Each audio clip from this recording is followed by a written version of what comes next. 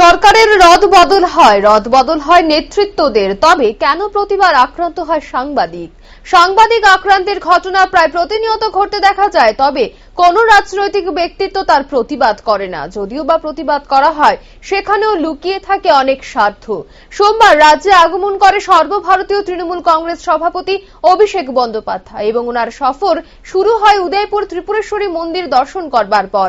সেখানে উপচে পড়া ভিড় লক্ষ্য করা যায়। সেই ভিড়ে উপস্থিত ছিলেন সাংবাদিকরা, তৃণমূল কংগ্রেস কর্মী সমর্থকরা এবং তার সঙ্গে শাসক দলীয় কর্মী সমর্থকদেরও ছিল এক অন্য অনুষ্ঠান।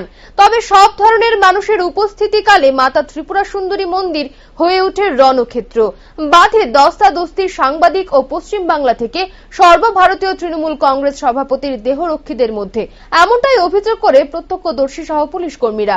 তাদের বক্তব্য, ত্রিপুরা রাজ্যে প্রথমবারের মতো এই ধরনের ঘটনা প্রত্যক্ষ করছে প্রত্যক্ষদর্শীরা। পুলিশের সামনেই, নেতা নেতৃত্বদের সামনেই দেহরক্ষী এবং সাংবাদিকদের মধ্যে বাঁধে দস্তাদস্তি।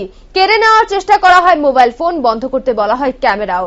দলমত নির্বিশেষে সাংবাদিকরা জনপ্রতিনিধি, তাদের উপর দেহরক্ষী হোক বা নেতৃত্ব, আক্রমণ করার অধিকার কে দিল, এই হচ্ছে প্রশ্ন।